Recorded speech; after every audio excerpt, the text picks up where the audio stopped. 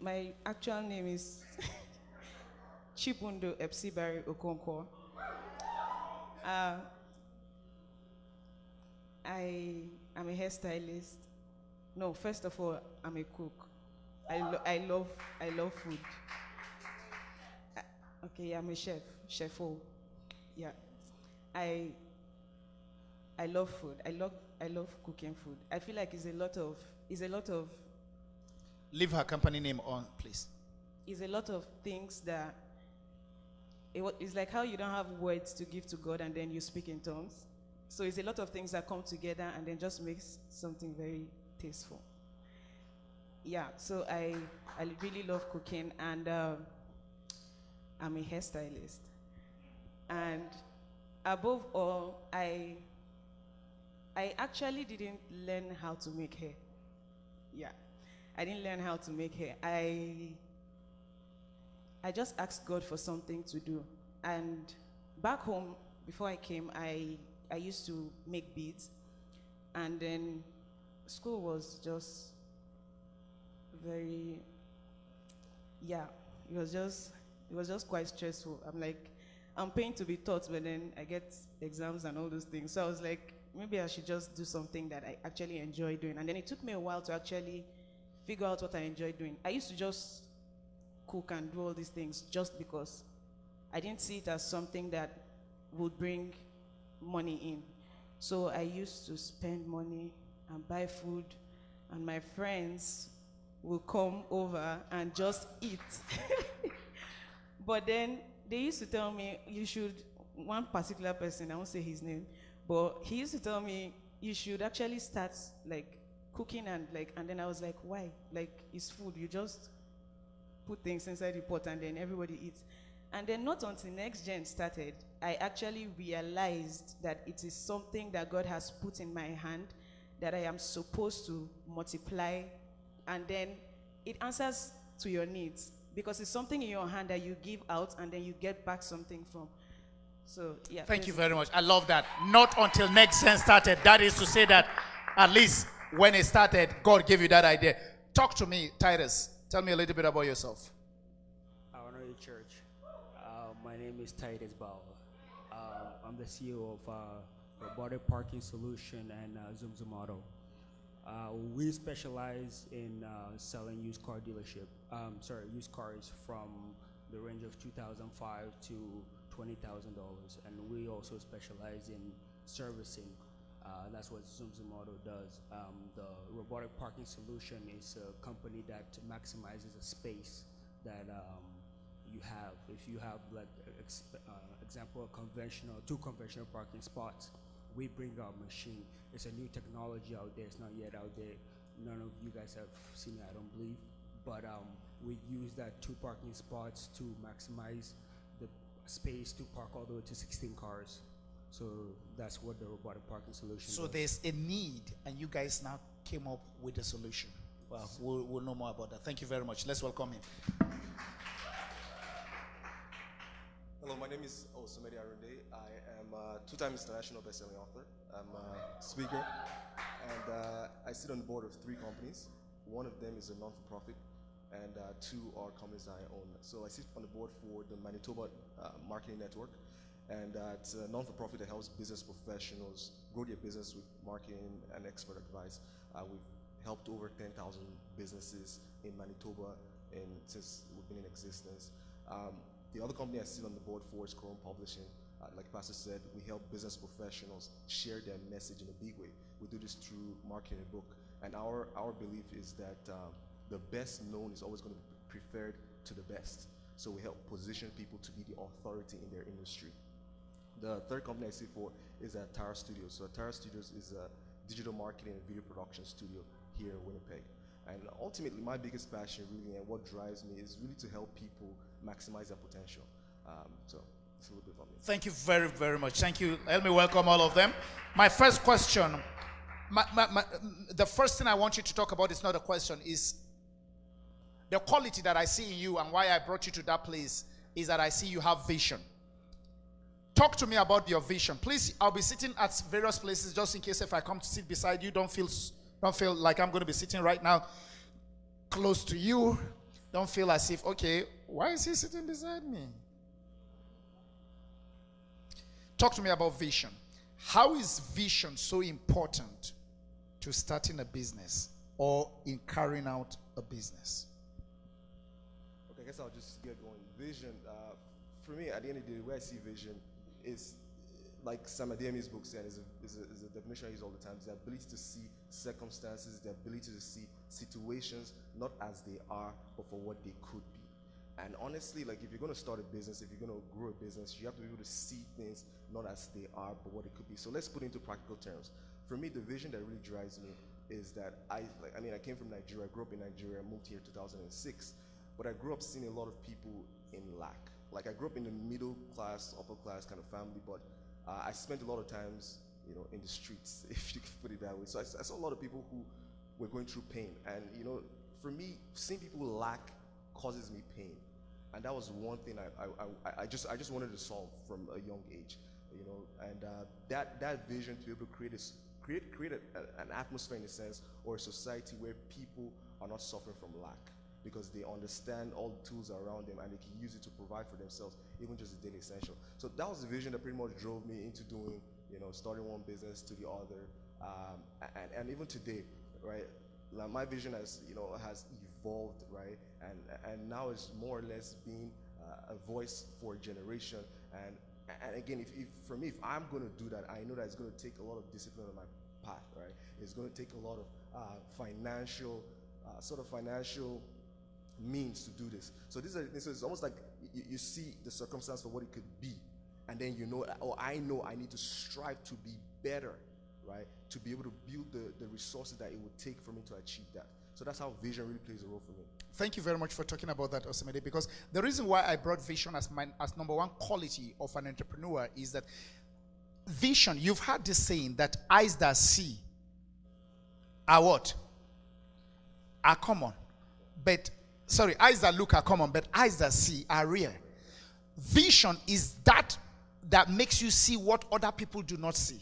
Interestingly, this morning when I was studying my Bible again, I told you in the first service I was reading Genesis. Second service, I'll tell you, I was reading the book of Luke chapter 18. And when I was studying it, the man came to Jesus, and Jesus said, "What do you want me to do for you?" Jesus obviously knows he's blind. And the man said, "That I may see." I'm wondering, vision is that ability for you to be able to see opportunities where others see problem. I just told you that somebody started Skip the Dishes. Skip the Dishes right now. They bought it for $110 million in Winnipeg. They saw a need. Why don't you just stay at home, order any food, and we will deliver? Some of you work for Skip the Dishes, and you are seated here right now. Somebody started an idea with a company, employed you, saw a need. So vision is the ability to be able to see a need and be able to know that, you know what, I'm able to deliver. You are in school. Of all of them that are there, only 2 of them are in student. One of them, Osamede, has graduated. Titus, we are begging him to, he told me he's graduating this year. That's what he told me. Because he's traveling, he's going to China. He has been in China for the last 1 month, just came back. Tomorrow he will tell me he's going to New York. Has a company in New York and all those places. But it's vision that make them so sad. Let me give you a story of Google. How many of you know Google? How many of you use Google? Do you know that Google, the people that started Google are students like a lot of you, just decided to start Google. And today Google is a very major search engine all over the world. And what is it that makes Google relevant? Because they still keep on reinventing. I don't want to talk about the second point because I'm going to talk about it. But vision for me is very key. What do you see? When you look around Winnipeg today, what do you see? Do you see money on the street? Pastor Sam came and opened our eyes to certain things here. But let me open your eyes to certain things right now. During winter time, I was telling a lot of people that a lot of you are praying against winter. Do you know that during winter time that people pray for winter, for snow? Because when it snows, that's the opportunity they get to go out and clear snow. You, when it snows, that's an opportunity for you to get hot chocolate and be under your duvet. Some people are thinking of making money while it's snowing. Right now, is summer. People are cutting grasses. Are you doing? I advised a young boy in this church. I said, do this. He told me, okay. He told me he has done it once. But, like, guys, there are opportunities. How many of you want money? What you need is not money, it's vision. If you have the right vision, you will know the services you can provide. I'm talking about this. This lady can cook. But when she started hearing this message, she joined NextGen. Then she now knows that, wait a minute, that which I can cook, I can make money out of it. And I remember you were here when I preached a message 2 Sundays ago. If you've not listened to that message at Finding Your Call, please listen to that message. I was listening to it myself yesterday. Finding Your Call. When people call you for advice, you give them. Anyway, let me move to the next quality that I really want to talk about is passion. How is passion very important or relevant to you succeeding as an entrepreneur? Titus, talk to me about passion. Sorry, sir. Before Titus says something, I don't know if it's okay if I just add one more thing to Go what ahead. Go Ahead, before. please. So talking about vision, this is the biggest thing that I've seen, at least in my life, for myself. The thing is that you have to first transcend from just having a desire to a burning desire. Only after, this is just me, but only when you have that burning desire do you start to look around for solutions to problems. So the thing I find with myself is that if you're just in that point where you're just interested, you're just, vision most times will not come, at least from my experience. But I find that vision starts to show up more easily when we get to the point of burning desire, when we really sort of desperately want it. For some reason, we just start to have this problem awareness. We're just looking around and we can easily see problems that we have solutions for. So I just wanted to say that. Thank you. That's a segue to the question on passion. How is passion relevant to you succeeding? Because passion is, talk to me about passion, whatever it is. How passionate are you about this, your robotic company? How passionate are you about Zoom? What is it that your passion has been able to help make you successful in where you are? That you are in China, you had to go and address government officials. Somebody who does not speak Mandarin. How is passion relevant to that? I think for me, passion, I really have passion for business. I have passion to make money, but I'm not a big fan of money. I don't know if that makes sense. For me, so the passion, basically the purpose, when I discover my purpose, which Pastor Andrew, talks about the core, your core. When I discovered my core, it was just easy for passion to come in. I've been in business for a long time, but some of you know, but when the passion came in last year, when I was going last 2 years, because I discovered my core, my purpose. Because at the end of the day, it's all about His kingdom. When you understand how God wired you and created you and gave you what He wants you to do in His kingdom. So for me, what I believe my purpose is to make Christians money. That's what I believe. So because I have that burning desire, then whatever I do it wholeheartedly. So if I'm tired, I want to get up because I understand the purpose. So that automatically drives me. So that's why I have that burning desire, that persistent to do what I'm doing. So I understand. So you use the word, if I'm tired, once the opportunity comes, I still get up. So that means passion push away vacation to the front. Yes. And you are consumed by whatever it is that you want to do. Listen, you can never be successful in anything until you are passionate about that thing. Whatever it is, if you are not passionate about it, forget about success. Success, it doesn't just come to you without passion. Why is it that you see me preaching and you see me passionate? I may be yelling. To you, I'm yelling. But when you really ask me, I'm not. I'm just being passionate.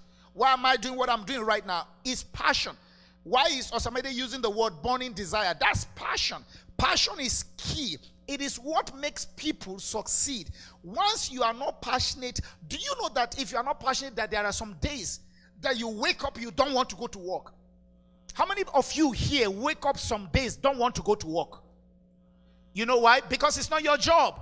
It's not your vision. You are just running on somebody else's assignment. But talk to me. There is never a day any of them will wake up and want to meet a need, and then they will tell you, I don't want to do it. There is never a time, any one of them. Those of you that wake up and say, I just want to call in sick right now. You don't call in sick for your own vision. You are never sick. You are there. Even when you are sick, you are there. Somebody said, you need to take me half dead. Even if I'm half dead, take me. That takes me to the next quality, which is work ethic. Tell me how you balance making people's hair and cooking and sleeping. The other day I was talking to you personally, and you're telling me that sometimes, I've just slept for 2 hours. Because when people hear me saying that, I slept for a few hours, or I didn't even sleep at all, they think I'm crazy. They think it's because I'm a pastor. Talk to me. They like the way you're looking, very beautiful, very elegant, and everything. Talk to me about what they don't see, and that is the work ethic.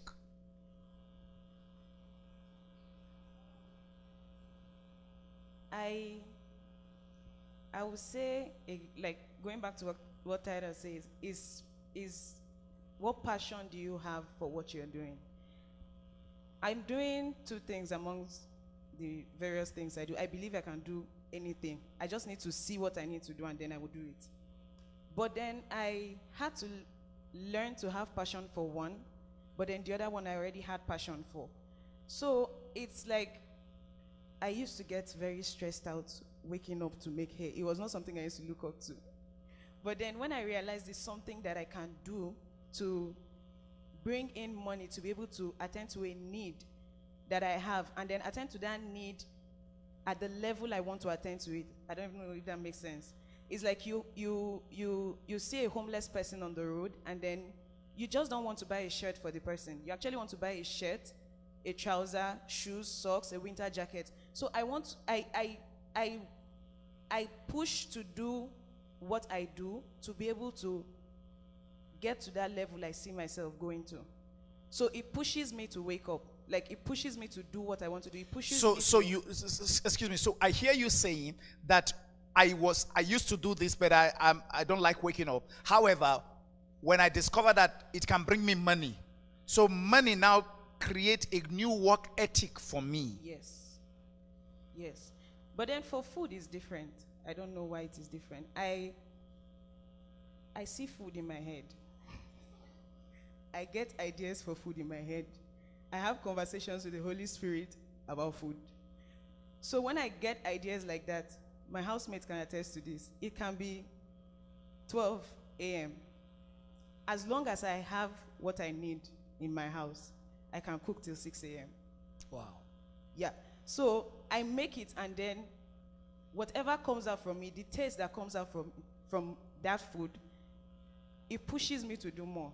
So if I can actually stay awake and do this like this, and then most of the time it's not something I have done before. Most of the food that I've cooked for a lot of people is not something I've done before. I just do it. Thank you. Somehow. Any one of you want to talk about work ethics? How is that as a quality that helps entrepreneurs succeed? Because the reason why I want you to talk about work ethics is that a lot of us don't want to work. We're lazy. When I say a lot of us, I'm not exonerating myself. We're lazy. Guess what we want to do? We want to sleep. We have 24 hours. Every one of us, Bill Gates have 24 hours. You have 24 hours. Warren Buffett has 24 hours.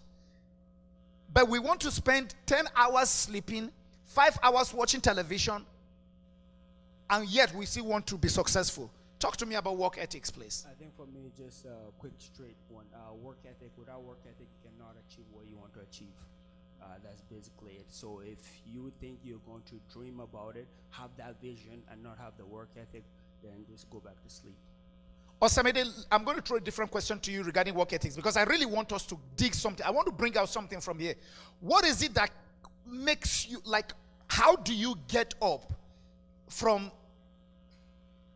sleep at 3 o'clock in the morning and to start helping somebody with their book or work or anything? There is something that moves you, that pushes you. Talk to us young people and old people alike, especially the old people who think that it's time for them to sleep more. Talk to us how work ethics is very important for us. I think for me the biggest thing is that it's a sense of urgency. It's the sense of knowing that I only have 24 hours in a day, but my assignment in the world is one that, I have an assignment in the world that's going to change the world. But yet I only have so limited. You have an idea that what? An assignment that is going to change the world. Okay, you have an assignment that will change the world. I love that because every one of us is a world changer. Thank you. Talk to me. So when you understand that, look, there's that sense of urgency. You just can't sit still because it's like, look, I have to keep moving. Okay, I'll put it this way. A mentor of mine gave me a quote a few years ago. It said, we all must suffer from one of two pains. Either the pain of regret or the pain of discipline. It said, however, discipline weighs an ounce, regret weighs a ton. And every day I just remember that. We all will suffer. Please take it. Can you guys put that for me on the screen? Discipline weighs an ounce. Regret weighs a ton. Please, guys, put it on the screen so that somebody will write it. They won't say they didn't hear the accent. So when you start, when you start thinking, at least for me, like I said, it's just that sense of urgency. When I start thinking about that, Les Brown was famous for saying, when the end comes for you, it should find you conquering a new mountain and not sliding down an old one. So when I think about these things, I'm like, man, I just want to be able to do the best I can do. Number one. Number two, at the end of the day, the results only, the results we want, whatever comes from finance, good health, the results always only comes from when we reach a certain goal, in a sense. And I usually tell my team, I say this is the way it works. I said, if you go to a vending machine, right, you want to buy a can of Coke, right? And the vending machine says, hey, to get this Coke is $2. If you put $1.99, will the Coke come out? No. If you put $1.98, it's 2 cents short, will the Coke come out? No. We must show up in life and pay full charge. If you don't put the complete $2, you're not getting that Coke. And isn't that amazing how people in life feels that they can give their half best and expect the best?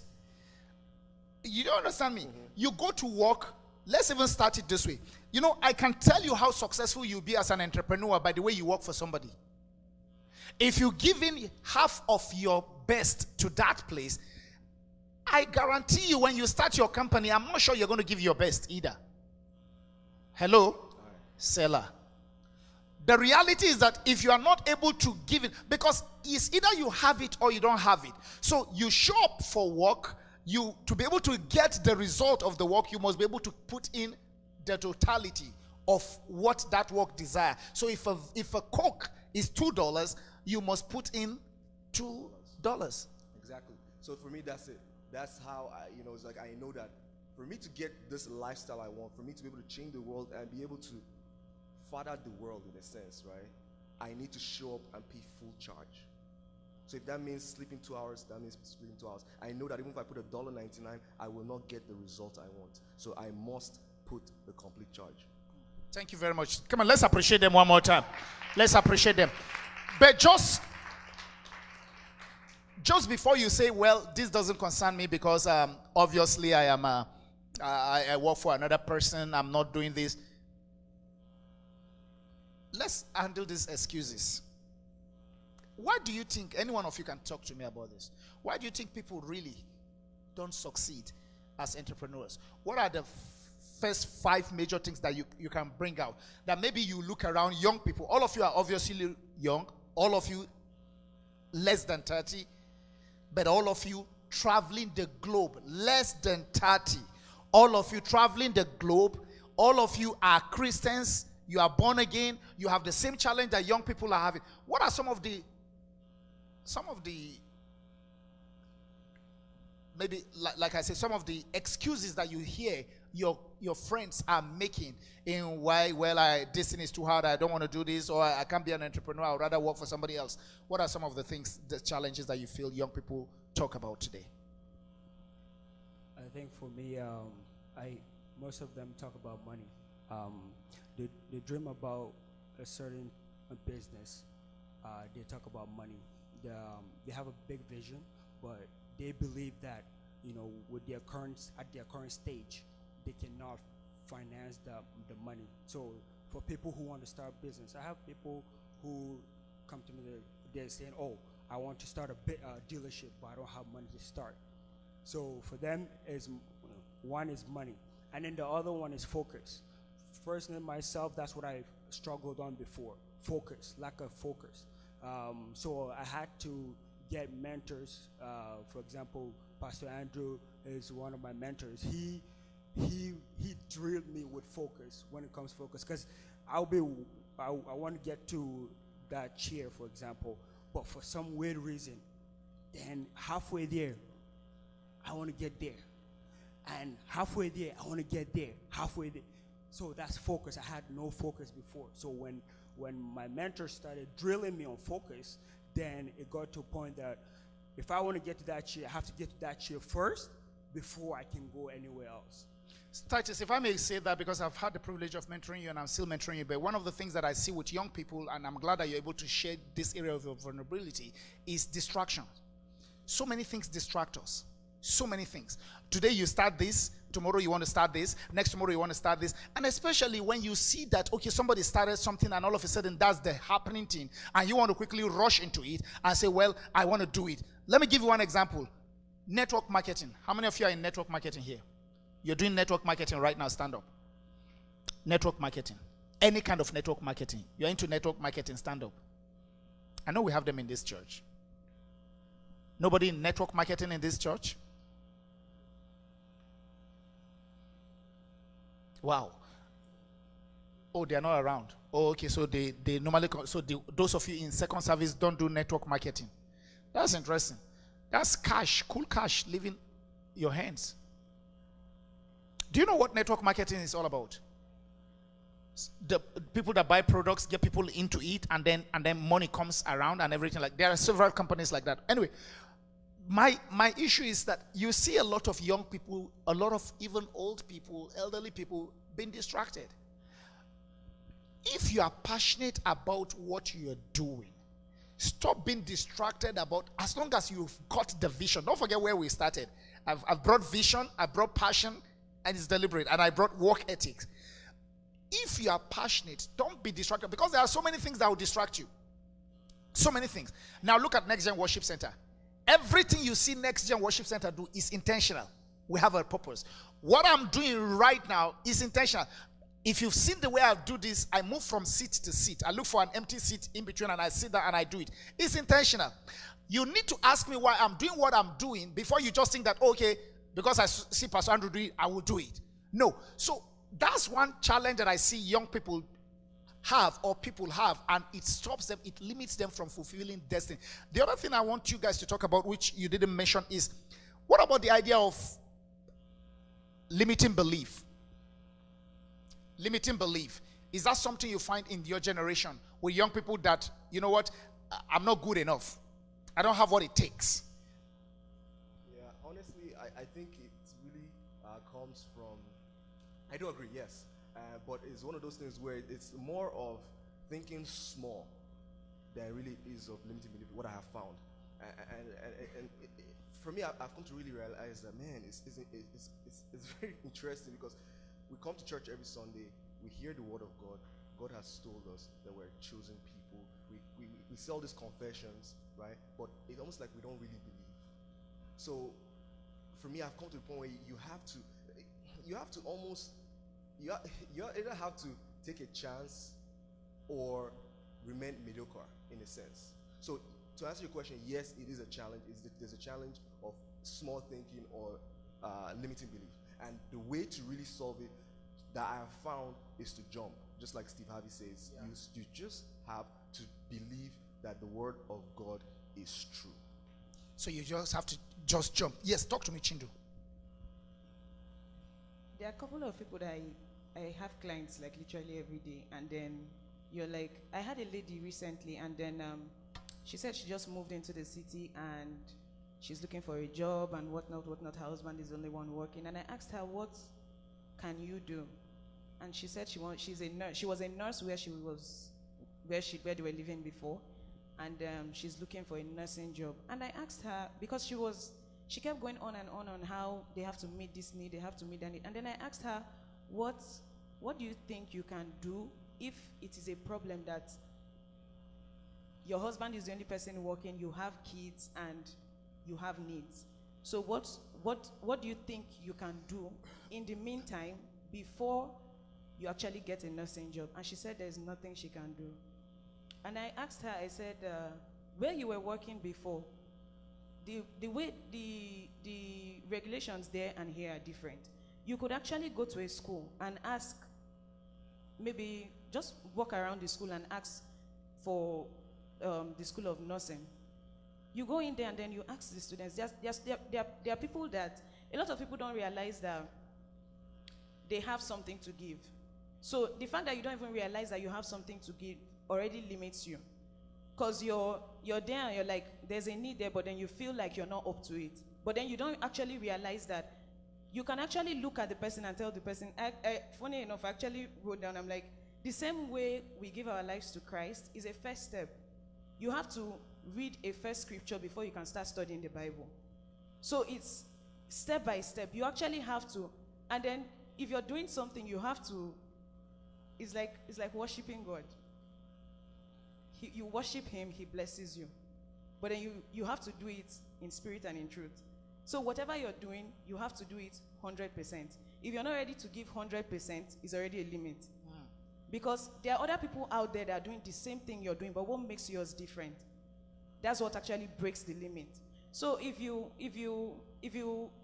look around you and then, let's say you advise people or you give people rights, you could actually be dropping people off. There are people that cannot catch the bus for work.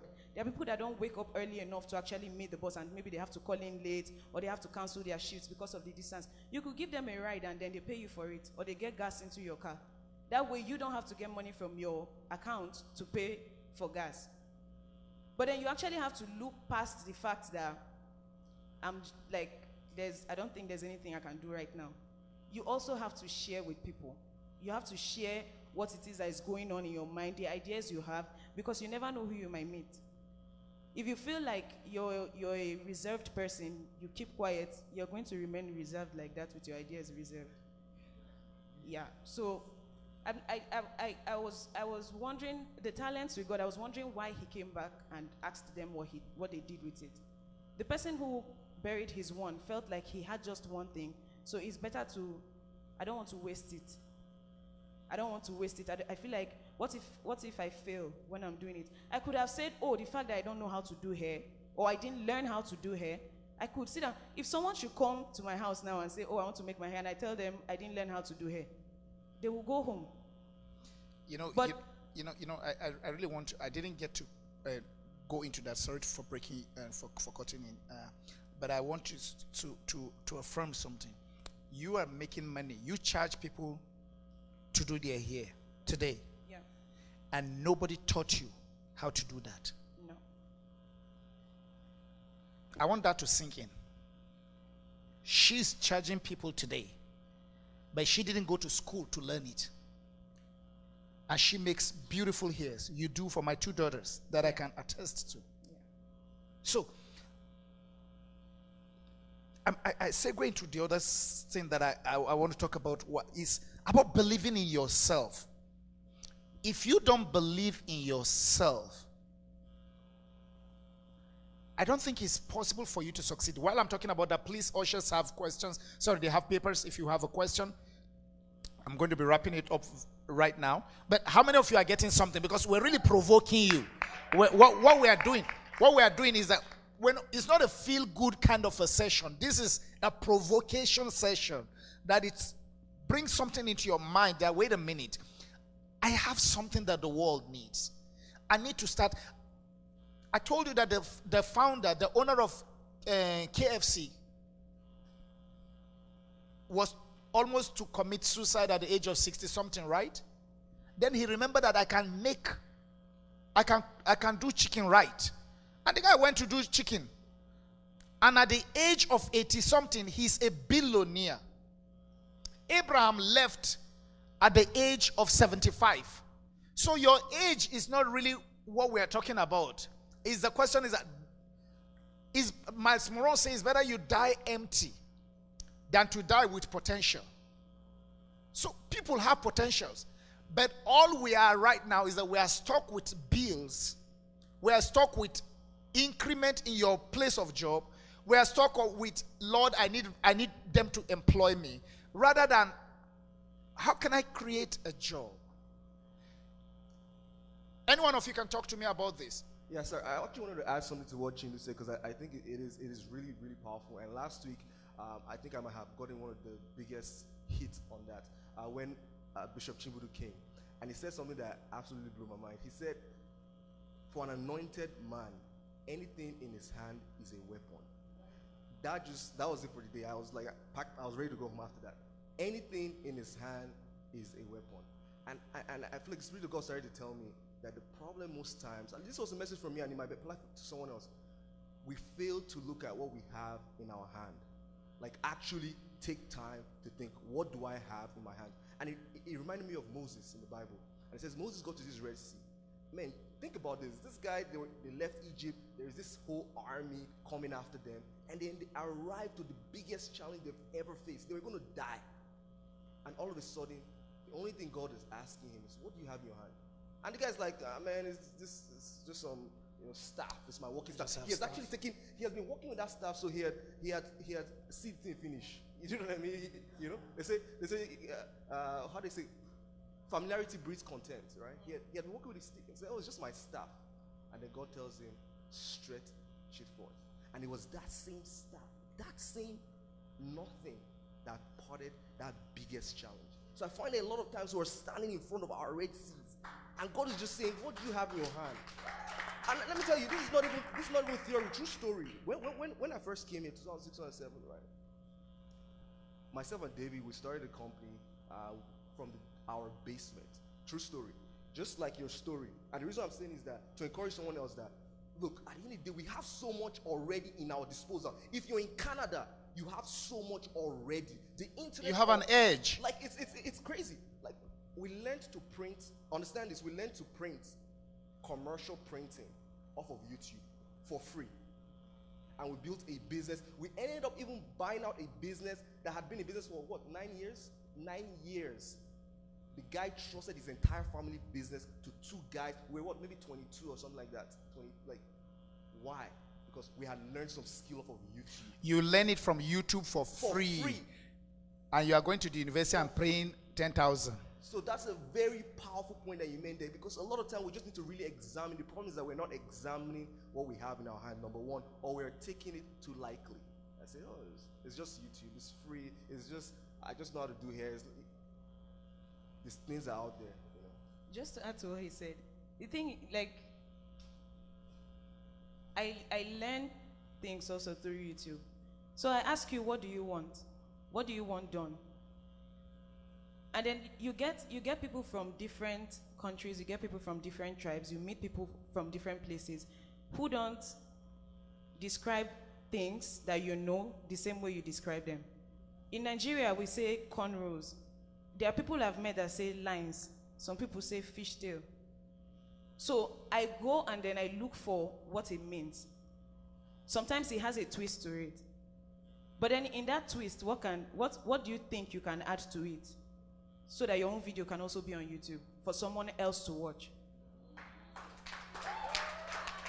So you have to move out of your comfort zone. You have to actually check. Someone comes to you, I'm doing this, it's not working. Ask them, what have you been doing? Go back and research on it. Actually look back, because there might be someone who must have done like trial and error on YouTube. And then you mix the trial and error that the person did with what you have, and then it works. But then you have to make that effort of actually going and looking into it. I sit down like this, I watch videos. You just sit on, and it's free. I don't have to pay for it. So you just sit and watch videos. Even let's say you don't learn fast, watch it over and over again. Just keep watching it. With time it sticks. And then before you know what's happening, you're doing it firsthand. I love this guy that I'm sitting very close to. If you see his notes. And for me, that shows me that it's worth my time and effort because I'm seeing what he's taking. Others are just listening and it's just getting to one ear coming out of another ear. They're thinking, is it not Chindo that is talking? Is it not Osamede? Is it not Titus? Is it not what is it? I know it. You know it. What have you done with what you've known? But if you see the notes he's taking, that's great. Let me say this to you. You talk about YouTube. Do you know that, again, yesterday I learned that YouTube pays you money for viewership? Hello? Okay, maybe let me come to the front so that you see me. So, this Snapchat that you do, Chidera, this Snapchat that you do, if you can do it and be good at it and put it on YouTube and get 100,000 views, you don't need 100,000 views. You need a certain amount of money. YouTube will pay you because they have advertisers. Did you know that? Then do you have a YouTube channel? So if you know YouTube pays you for viewership, do you have a channel? Hello, seller. Again, there's a message I'm going to be preaching out. The title of the message is Branch Out. Branch. It's to let you know that there is no one way of income or one way of work that will make you wealthy. There are several streams. There are what? So my question is that, do you have that mindset? That you have a channel. You say, oh, what is it that I'm supposed to do? No. Do whatever you are doing and put it on your Snapchat. If it's something good, put it on YouTube. The more people you have viewing, the more money you get. I hope you take home some of these things. I want to ask this question do we have any questions that came in? Okay. I want to ask this question as I take, this will be my last question, then I'll take these questions. I want to ask this question. I've seen people working with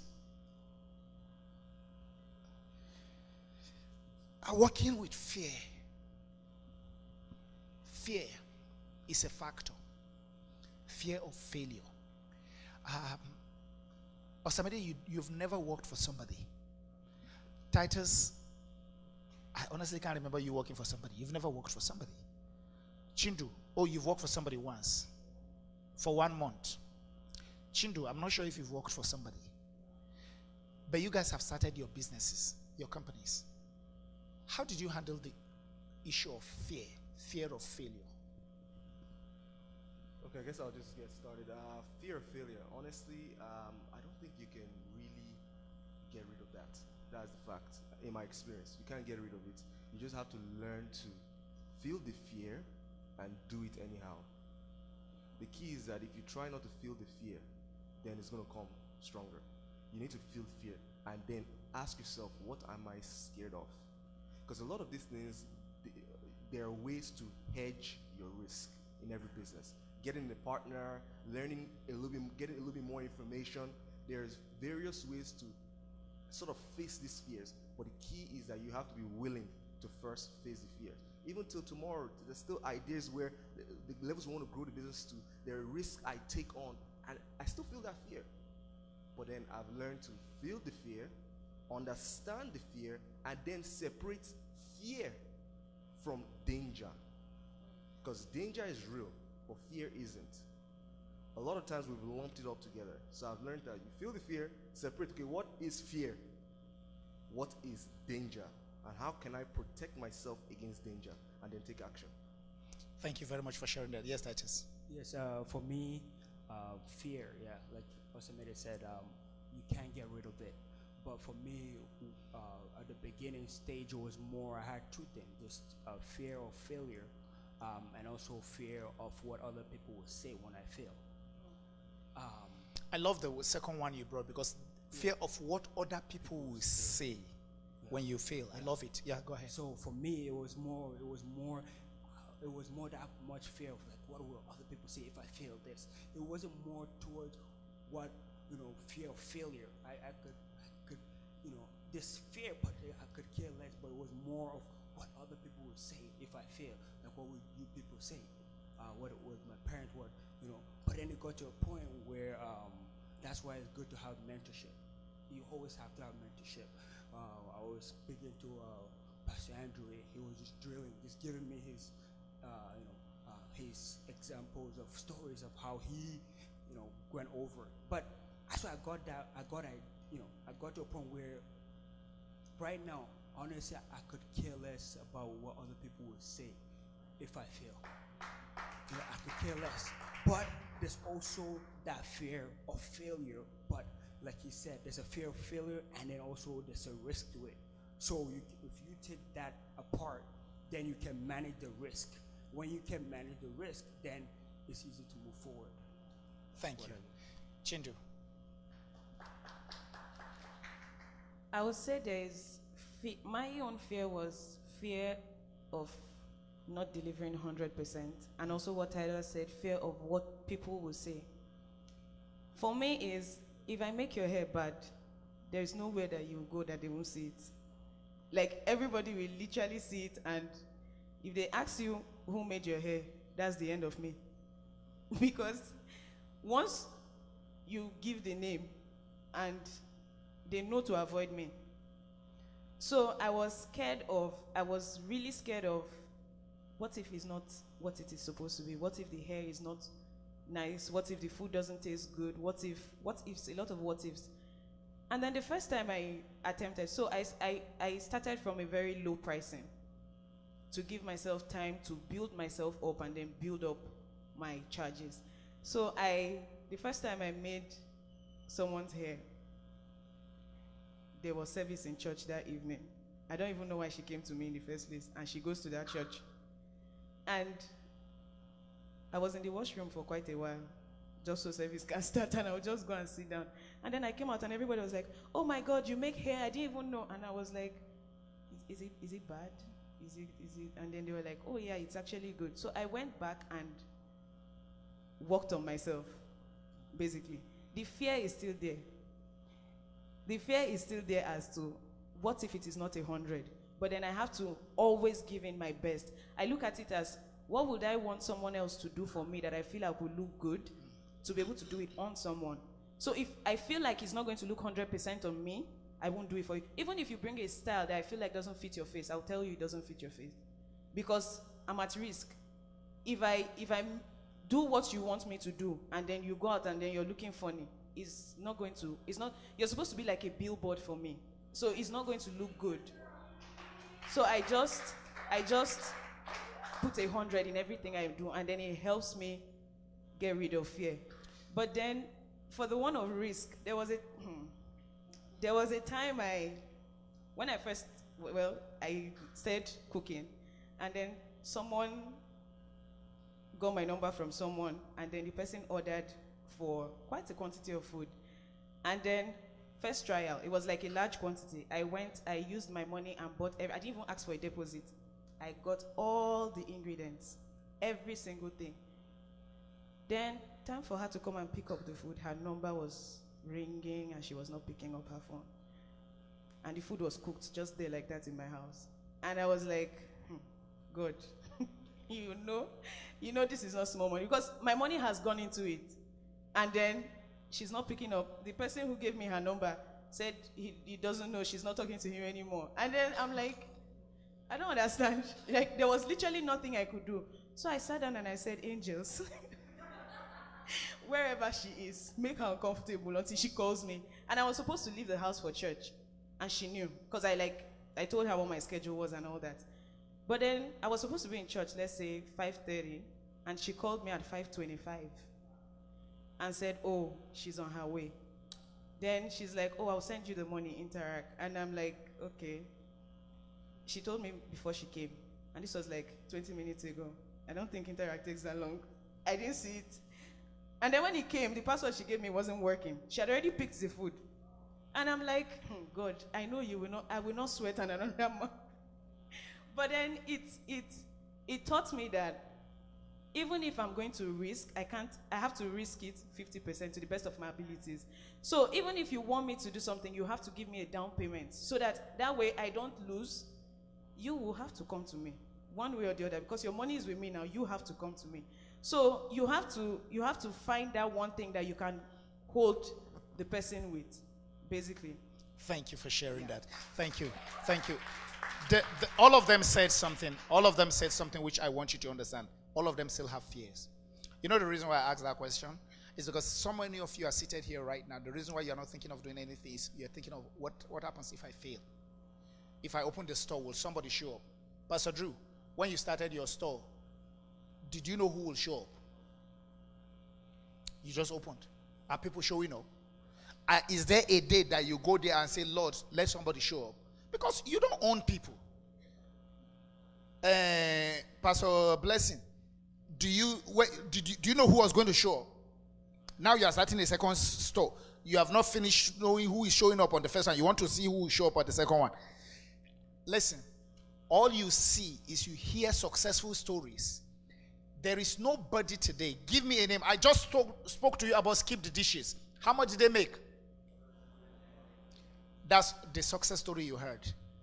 What people don't like to hear is the failure.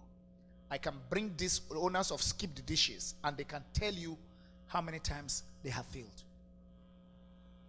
But today we don't celebrate that. I'm trying to let you know that don't allow the fear of failure stop you from starting your greatness. There is no great man without a scar.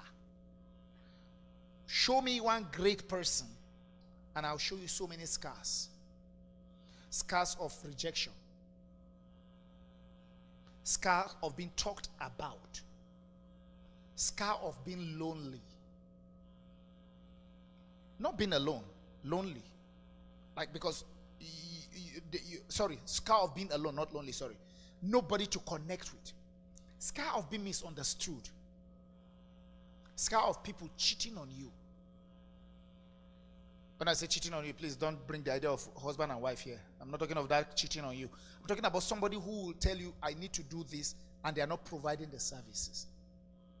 Scar of trusting people. So don't allow, look, everybody, that fear, the opposite of it is faith. Because life itself is a risk. The chair you are sitting on, how sure are you that it has enough capacity to carry you? You trusted it. Trust what God has given you. How many people are in the planet Earth today? How many? How many people? 7 billion. We are over 7 billion people right now. Please, if one person tells you that, oh, I've been rejected, the fear of being rejected, they won't buy my product. That's one person out of. Come on, do the maths. Hello. Let me take these 2 questions and then we wrap up. We talked about focus and I understand that. However, what if I have numerous ideas that will work together to build a big conglomerate business? How then can you balance and focus on one idea without neglecting the other ideas at the same time? And I take the second question. How do you deal with criticism and fear of failure? Oh, no, I've handled fear of failure. Sorry, I didn't even see this. Criticism, how do you deal with criticism? Get used to it. Sorry, while I've asked the first question, you guys think of who will answer the first question, and then I'll be talking about criticism. Get used to it. Can I be very honest with you? If you are going to be successful, people will criticize you. If you are going to fail, people will criticize you. Like, okay, let's. There are 2 aspects of criticism. There is a constructive criticism, there is the destructive criticism. People will do both. My question is this. I would rather you criticize me doing what I'm supposed to do. And by the way, a very good book for you to read, Failing Forward by John Maxwell. Failing Forward. You want to fail? Fail forward. Because everybody will have to go through failure. That's just the reality. For you to get to you have to have a story. So people will criticize you. People will criticize your accent, your hair, your background, your product, your this. People will slam their doors at you. I told you the story of one of the what do you call it? One of the comedian. He was criticized. And it is even bad when an expert is the one criticizing what you are doing. That brings me to something which you need to write it down. Write it everywhere. It's something you know. Write it. Believe in yourself. I won't believe in you until you believe in you. I need to take that again. I will not believe in you, Carlin, until you, Carlin, believe in you. When you believe in you, write it every day you wake up. Believe in who you are. Believe in what you carry. There is somebody out there who needs you. Thank you very much. I'm going to be asking all of you to give your closing thought. I'm going to be asking all of you to give your closing thought. One minute, but I want to give my own personal closing thought, and we collect offering and we go.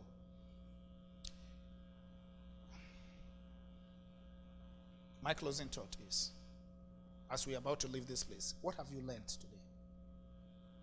Did you just see me asking questions and feeling that, oh, okay, I know this thing? Is that what you have learned? If you know if, what have you done with it? I want to tell you something. Think about what you can start. Think about what can bring money to you. Start it. Start small. Don't stay small. Grow big. The world is in need of service. It was Abraham Maslow that categorized needs into 5 different needs. There is the need for food. That is the basic need. There's the need for shelter. There's a need for love. You say, so how does that? Create a love website where people can hang out. People who are looking for dating services. No, listen, guys. It's a multi-billion-dollar industry. You create your own. Your own will be a Christian network love-making site. Not love-making, sorry. Love. If you are hearing that on the internet, oops, that came out wrong.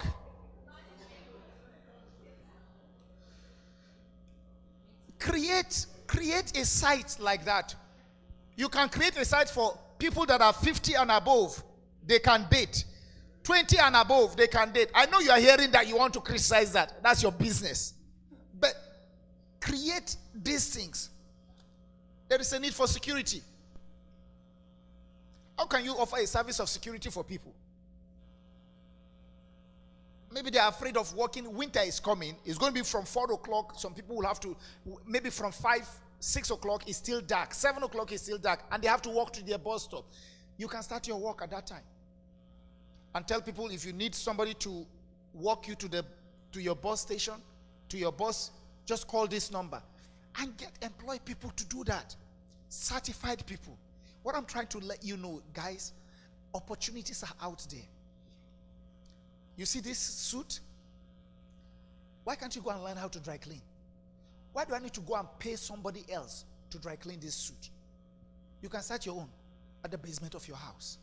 You're looking for something big to start. I'm telling you that you can think of something small that you don't need much capital to start with. That's what I'm hoping. Oh, I'm a student right now. You are a student. 2 of them are students. And they are traveling the world. And they are graduating. You finish this. The challenge is that in this part of the world, you go to university, you go to college, you finish, and then all of a sudden you are working at a call center. Did you go to school to learn call center? You are working at what do you call the other place? Tim Hortons.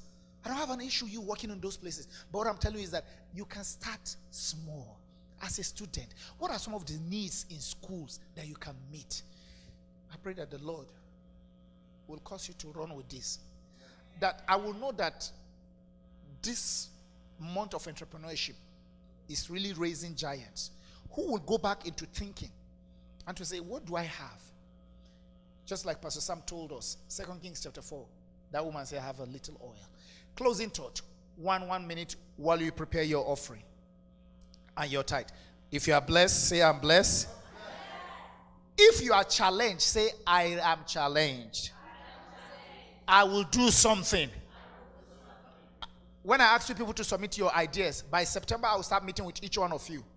By September, I ask people to submit business ideas. I'll be meeting with all of you that submitted your ideas. Why? Because I want to hold you accountable. I want you to become something. I want you to become a takeover person in whatever field that you have already put down. And the Lord will make you do that in Jesus' name. Please, closing thoughts. I'll close with, I'll say, don't get overwhelmed with as much ideas as you have. Just write it down. And write all the ideas you have down and find how they flow together. Because somehow, they are supposed to all align together. There's this scripture that says, the Lord will bless your bread and water. I was wondering why bread and water. Why didn't he say your bank account or something? But he said bread and water. That's like everyday need. You can't stay without drinking water. Even if you don't have anything, at least you can get bread. But then he said, I'll bless your bread and water. That means no matter how small it is, all you need to do is just give it to God. And he will bless it. Thank you. Let's appreciate her. Titus? What my closing statement will be more like, look like Pastor Andrew and Pastor Sam Ademi said, what do you have around you? You can look at anything. There's money to be made. Anything. So what do you have around you? What do you have that you can start using it that God can bless? So God can never bless your bank account to multiply, but God can bless what you're doing a little bit to multiply. So what do you have? And then the other thing is you need mentorship. You need mentor. You need to surround yourself with people. I think our generation, we think we can do it all. So it becomes to a point where we need guidance. So find yourself someone who can keep you accountable. And the third thing is more like there's never a right time to start. You can go home now and start. Thank you. Let's appreciate that. Osamede. In closing, I just want to remind us what Bishop Chindo said last week, where he said, he anoints my head with oil, he prepares it before me, and he anoints my head with oil, my cup runs over. And then he reminded us that a lot of times we all have this vision of this table that has been prepared, but we see these challenges of these enemies all around it. But the key is that we have to remember that we have been anointed so we can take it over. Now, I'm saying this to remind us that you're not alone. You have the Holy Spirit. Now, the Holy Spirit is not just there so you can speak in tongues or for religious purposes. The Holy Spirit is there to show you things that are to come. The Holy Spirit is there to show you the secret things in the heart of God. So take some time and talk to the Holy Spirit and ask him what God is saying about you and what you should be doing. Because remember this, even the Word of God reminds us, it says, if the salt should lose its saltiness, it's not good for anything but to be trampled on. And a friend of mine did some research and he showed it to me last week, and the salt referred to there, the original word actually refers to the wisdom. And it says that, and I guess I'm here to challenge you that if you do not want the world to trample on you, you must ask the Spirit of God to give you that wisdom that is way ahead of this world, so you could understand what it means to be the salt of the earth. You are already anointed. You just need to know what God is saying about your life, so that you can be that salt. You can bring that wisdom that the world has never crossed the hearts of man, right? And God wants to bring it through you. So I just want you to know that. Thank you very much. Let's appreciate all of them. Please, let's stand to our feet. Come on, let's stand to our feet. Let's appreciate them. I believe you can do better. I believe you can do better. Thank you very much.